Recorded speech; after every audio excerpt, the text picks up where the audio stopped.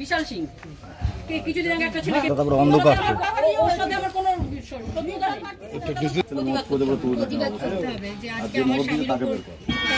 কালকে আরো মেয়ে ছেলেদের চাই যে ওদের শাস্তি এটাই চাই।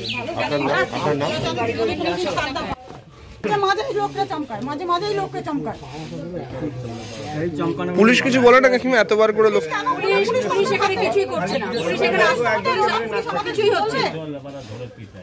পুলিশ যদি কিছু করে তাহলে সুষ্ঠু বিচারই হয়। কদিন আগে এই ছেলেটাকে মেরেছে, এই ছেলেটাকে কদিন মেরেছে, শম্ভু কাকাকে মেরেছে, শম্ভু কাকাকে মেরেছে। কি নাম? কি নাম কি? এখানে থাকে? হনুমান জয়ন্তী করবে বিশাল সিং, সেই কারণে ও এসে বলেছিল। আমাদের পাশেই আমাদের মন্দির কমিটির 3-4 জন আছে, তাদের মধ্যে একজনকে আমাদের পিসি হয় সোনা পিসি, তাকে বলেছিল যে এখানে পুজো করব।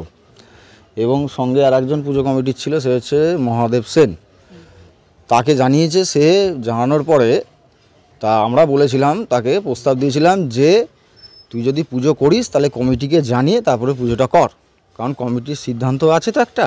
তা ও বলেছিল যে না, আমি পুজো করব, তোরা যদি আটকানোর হয় আটকাস, ঠিক আছে। এই কথা বলার পরে আমি বলেছি যে না, ওরমভাবে তো পুজো করা যাবে না, সবার সিদ্ধান্ত নিয়েই তো একটা পুজো করতে হয়। কারণ কিছুদিন আগে একটা রামনবমী পুজো হয়েছে, তুই হনুমান জয়ন্তী করবি ভালো, কিন্তু সবার সিদ্ধান্ত নিয়ে কর।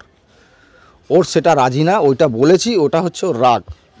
এবং ও আমাকে রীতিমতো ঠেট দিয়ে দিয়েছে, বলছে যে ঠিক আছে, তোকে আমি বুঝে নেবো আজকের মধ্যেই, তুই বেশি বাড়াবাড়ি কথা বলছিস, এরকম ঠেট দিয়েছে ও। তারপরে মিটে গেছে, ঠিক আছে। বাড়িতে খাওয়া দাওয়া করে আমরা যে যার মতন রেস্ট নিচ্ছি। আমি 3টে 3:30 নাগাদ বাইরে উঠেছি বাথরুম করার জন্য, টয়লেট করবো বলে।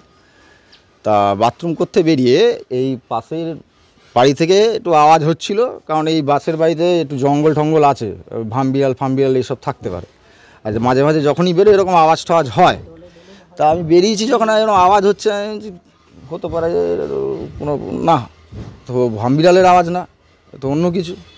তাই বাথরুম করতে করতে রীতিমতো মানে নিজে সতর্ক হয়ে গেছি।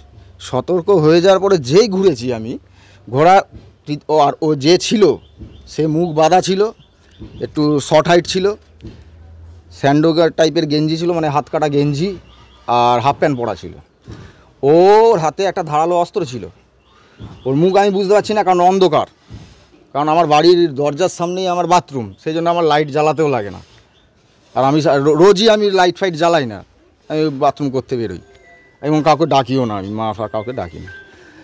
তা ওই চালিয়েছে যেই, আর আমি সরে গেছি। আর যেই সরেছি, ওর মনে হয় ওর ইচ্ছাই ছিল যে আমার গলায় মারবে। আমি যেই সরেছি তখন আমার হাতে ছুঁয়ে যায়, আর ও যেই বুঝতে পেরেছে যে না, একে মারা ঠিক মতন হয়নি, ও মেরেই সঙ্গে সঙ্গে দৌড় মারে এই জঙ্গলের ওপর থেকে। হ্যাঁ, ওর সাথে আরও 2-3 জন ছিল। যখন ও পালায় তার আগে আগে যে 2-3 জন যাচ্ছে, সে বুঝতে মানে যাচ্ছে যে সেটা আমরা বুঝতে পেরেছি। এবং সঙ্গে সঙ্গে আমি মাকে ডাকি, আমার বৌমা, আমার বউ, এদেরকে সবাইকে ডাকি। তারা তো রীতিমতো ভয় পেয়ে গেছে, আমার ছেলে মেয়ে সবাই ভয় কাঁপছে। এবং আমার আশেপাশে সবাই বেরিয়ে এসেছিলো, আমার বন্ধুবান্ধবরা এসেছিলো, এসে সঙ্গে সঙ্গে হসপিটালে নিয়ে যাওয়া হয়েছে এবং থানায় গিয়ে কেস ডায়েরি করা হয়েছে। পুলিশ বলছে দেখছি। বিপ্লব কর।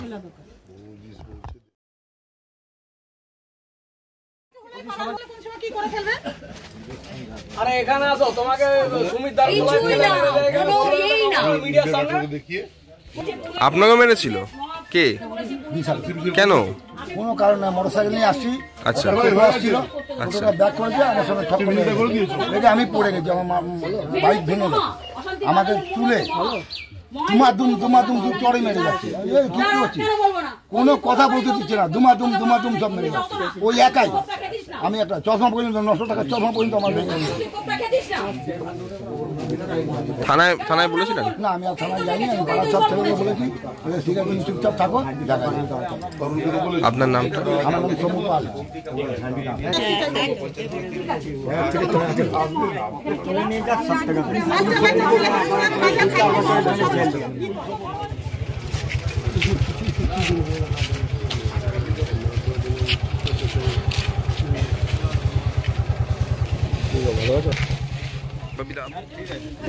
আগে খগনবাবু এসেছিল তো, খগনবাবুর সাথে কথা হয়েছে তো, এখন আমরা এখানে না সবটা কথা হয়নি, বাড়ির লোকের কথা হয়নি, বাড়ির লোকের একটু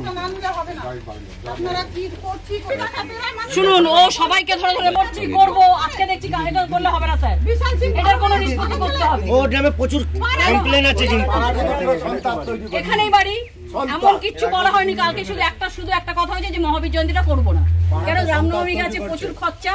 আমাদের তো পাড়ায় কালেকশন করি না, আমরা 5-6 জন মিলে পুজোটাকে করি, রামনবমী করি, প্লাস একটা বাৎসরিক পুজো হয়, প্লাস একটা সমাধির পুজো হয়, 3টে পুজো হয়। এবার যদি স্যার আমরা যদি আবার একটা পুজো বাড়াই, এটাকে তো আমাদের কন্টিনিউ করতে হবে, সেই খরচাটা কোথা থেকে আসবে? আপনি আবেগে 2 বছর করে দিলেন, তারপরে কে করবে? তারপরে তো আমাদের তো ক্ষমতা নেই, আমরা প্রাইভেটে চাকরি করি, আমাদের কাছে কত টাকা হ্যাঁ চালাবে? আমরা বলার মধ্যে বলিস তুই অনুষ্ঠানের দিন আয়, অনুষ্ঠানে এসে একটা পার্টিসিপেট কর, সেটা তুই করছিস না, পুজোর পরে তুই এসে করছিস, সবাইকে হুমকি দিচ্ছিস। আমাকে বলছে আমি 3% লোকের সাথে কথা বলি না, আমি আমিও তোর সাথে কথা বলি না, বলছে এটা ক্লাবের জায়গা, আমি যেটা কোনো ক্লাবের জায়গা না, এটা পল্লীবাসীর জায়গা। হ্যাঁ, আর মন্দিরটা ক্লাব করেছে, ক্লাব করেনি, ক্লাব একটা টাকাও দেয়নি স্যার, আমরা টাকা কালেকশন করে আমরা পুজো করেছি, এমনকি মূর্তি পর্যন্ত আমরা অফিস থেকে দিয়েছে। তাহলে ক্লাব এখানে কোথা থেকে এলো, পার্টি কোথা থেকে এলো সেটা বলুন। ও ছড়াচ্ছে এখন পার্টি, এখন ও ছড়াচ্ছে পার্টি। আমরা শুরু থেকে স্যার আমরা না পার্টি ঢুকিয়েছি না ক্লাব ঢুকিয়েছি, আমরা নিজেরা করবো, আমরা পল্লীবাসী। পার্টি হয়ে গেল, মন্দিরে পার্টি হয়ে যায়, এখানে কোনো পার্টি হয়? আর ও যাকে তাকে যেইভাবে খুশি মারধর করছে। করুক না, ও অনুষ্ঠান করুক, আমাদের কোনো আপত্তি নেই।